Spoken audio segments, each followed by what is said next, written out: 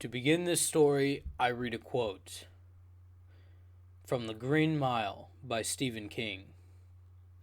Time takes it all, whether you want it to or not, and in the end, there is only darkness.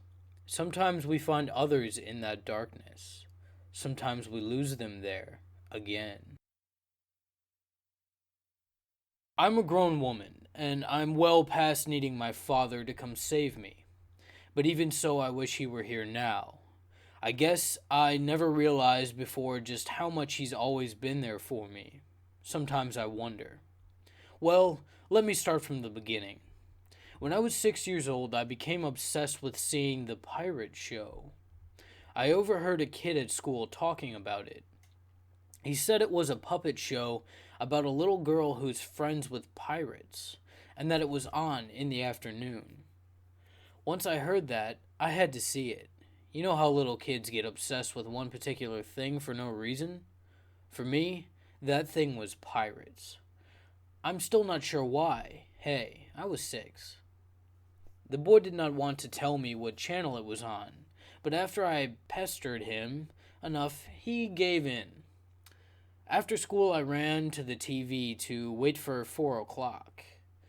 But when the time came, nothing was there. The channel was just static. I flipped through all the stations looking for the show. The next day, I accused the boy of making the whole thing up, but another girl in the class said no, the show was real. She'd seen it too.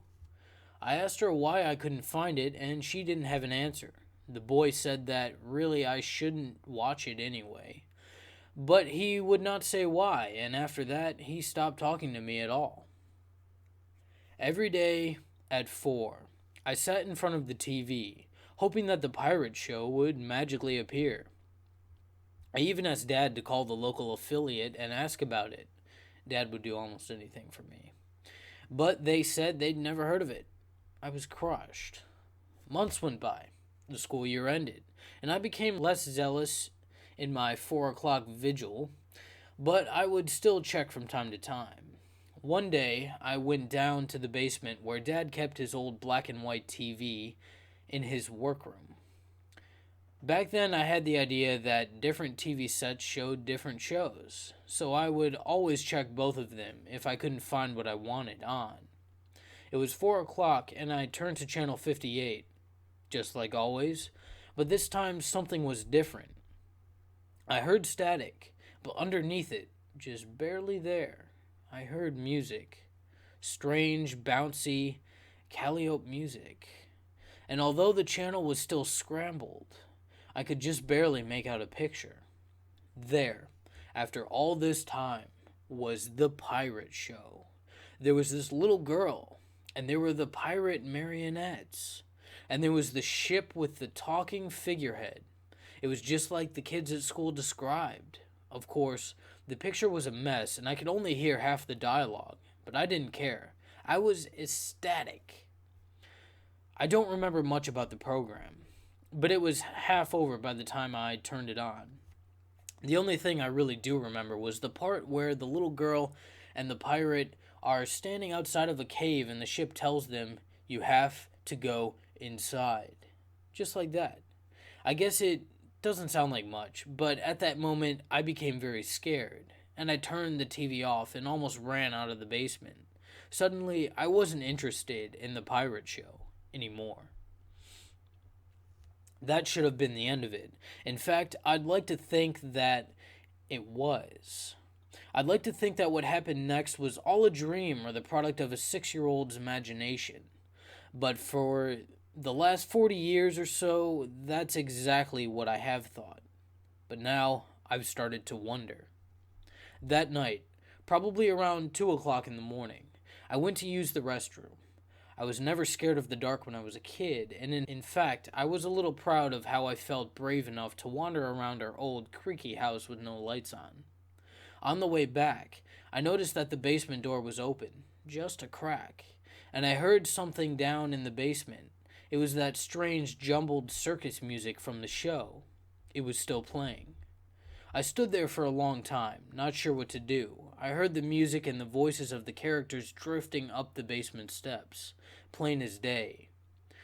They were very loud, and there was no more noisy static. I told myself that I had simply left the television on, even though I knew I hadn't, and that Dad had somehow missed it before going to bed, even though I knew he never would. Yes, that would almost make sense, except it didn't explain why a kids' show, which up until that afternoon seemed never to be on at all, would be on at 2 in the morning. I was, as I've said, never a child afraid of the dark, or of much of anything else. So, despite the strange circumstances, I resolved to go down and turn the old TV off and go back to bed. It didn't seem like a completely good idea, I'll admit, but I certainly wasn't going to run away from a television. I opened the basement door all the way and would probably have gone down if not for the fact that at that very moment I prepared to put my little bare foot on the first basement step. I heard that voice again. You have to go inside. But it did not sound as if it were coming from the television. There were limits to what even the bravest 6-year-old would do, and I had reached them. So I ran all the way to Dad's room and woke him up. He listened very calmly to my story, and when I was done, he picked me up and carried me with him to the basement door. There was no music now, and no voices, just darkness and silence. He set me down. As he prepared to go downstairs, I wanted to stop him. I was sure, all of the sudden, that whatever was down there, I didn't want my daddy to be down there with it.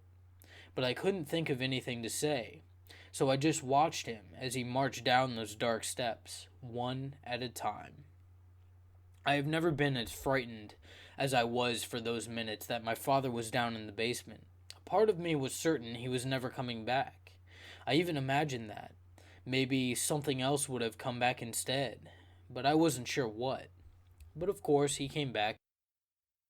He said I'd left the TV on, just like I thought. I asked him what was on it, and he said nothing, just that, nothing. And then he picked me up and put me back into bed, and sang to me and stroked my hair until I fell asleep.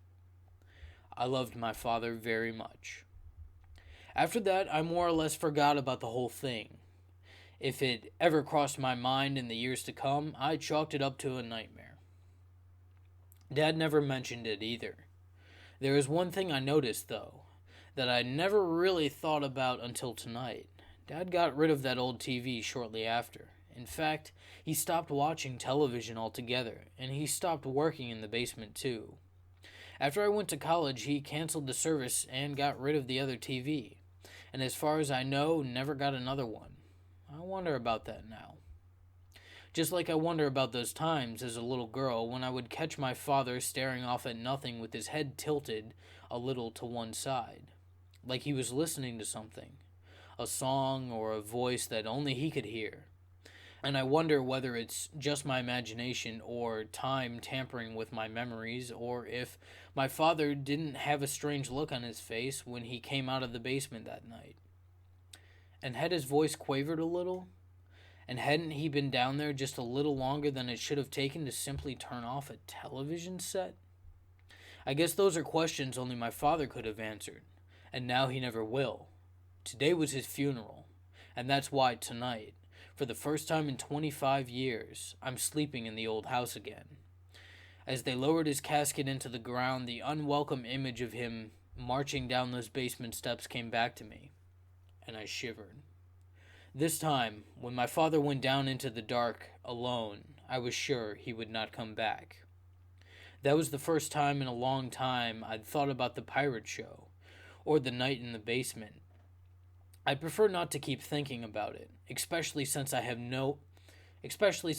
so much else on my mind, but I'm afraid I don't have much choice.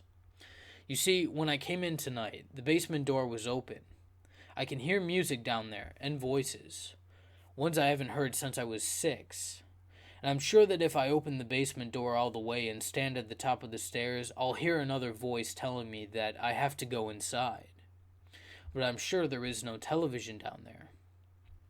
I don't want to go. I want to run to my daddy's room and wake him up, and have him sing me to sleep again. But of course, I cannot. I do not think it's a coincidence that this is happening the same day we buried him. I think, somehow, that this is something my father has been protecting me from for a very long time. Or maybe not. Maybe there was nothing sinister in the basement 40 years ago. And maybe there's nothing down there now. And maybe this is just the stress of a funeral making me crack. They tell me that grief can induce hallucinations. Sometimes. It could be there's nothing to be afraid of down in the dark after all. I would very much like to think that that's true. I guess once I go down and see, I'll know for sure. I guess if I don't come back, you'll all know, too. Thank you for watching. Make sure you subscribe to hear more of what I do here.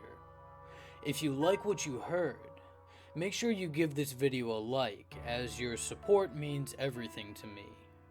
I hope you have a marvelous day. And as always, stay creepy.